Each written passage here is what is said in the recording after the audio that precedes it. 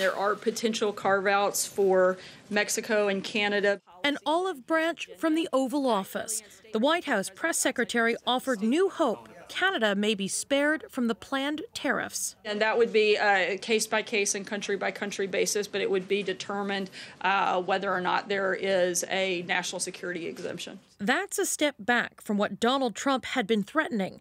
The president said the only way either country would be exempt is if both accepted U.S. demands in NAFTA negotiations. But tonight, one of Trump's most trusted advisors went on the Fox Business Network to clarify the next move. The proclamation will have a clause that does not impose these tariffs immediately on Canada and Mexico, and it's going to give us an opportunity and negotiate a great deal for this country. The mixed messaging comes after the Prime Minister spoke with Trump and argued Canada should be exempt because it is a strong ally. Canada and the U.S. have the closest national security collaboration of any two countries in the world. We have fought and died together in multiple world wars and theaters around the world. Justin Trudeau dispatched his inner circle to deliver that same message to the Trump administration. This week alone, Defense Minister Harjit Sajjan called Defense Secretary James Mattis. Natural Resources Minister Jim Carr spoke with Energy Secretary Rick Perry.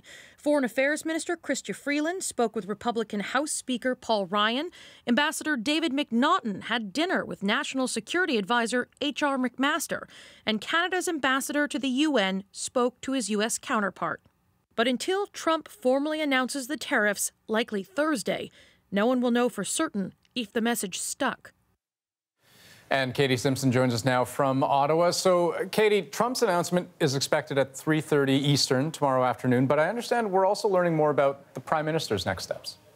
Yeah, Andrew, whether Canada gets an exemption or not, Justin Trudeau will be hitting the road next week to meet with workers in the steel and aluminum industry. On Monday, he'll travel to Alma, Quebec. Tuesday, he's in Hamilton, Ontario.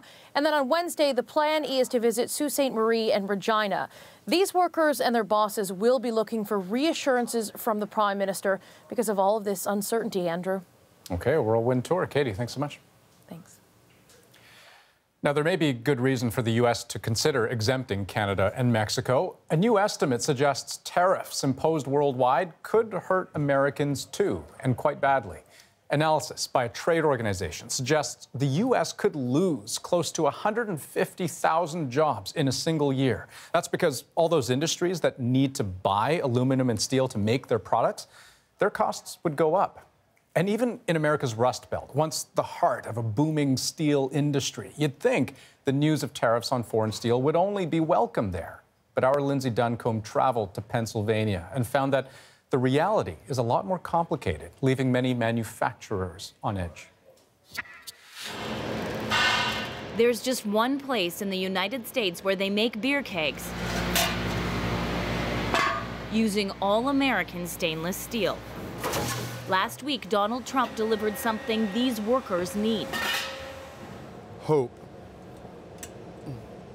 Yeah, I hope they can pull it off, and I hope it helps our company. Glenn McCauley was out of work for 2 years before he got this job. We need to put Americans back to work. How big a deal is that in this part of the country? It's huge right here in Pottstown.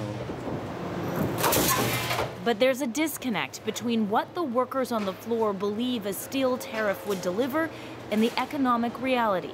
It takes approximately 2 hours from start to finish to have a keg go through the process. CEO Paul Zacher sees a bigger picture. A Chinese keg can come into this country for approximately the same cost as it would be just for us to purchase the material, not including what it would cost for us to manufacture it and you know, the energy, the labor, etc. And the proposed tariffs not only won't change that, they are more likely to make things worse because the price of Chinese keg imports won't change and the price of U.S. steel used here will go up. We think the administration has good intent and they're probably on the right track, but this particular tariff could be damaging to us. In fact, the company had to lay off 10 people just last month, a third of its workforce. Employees around the world. Owner Scott Bentley says he's losing $50,000 to $100,000 a month, and that can't continue much longer. I wouldn't say that I'm wealthy, but I'm capable of losing this money without devastating myself. So I worry about the people here. How much do you worry about that? A lot. This is their job. The company is pushing for a keg-specific tariff. That would actually help. A long shot, but it's what workers here should really be hoping for. But I'm still here somehow, and you know, I'm going to make the best of it. One keg at a time. Lindsay Duncombe, CBC News, Pottstown, Pennsylvania.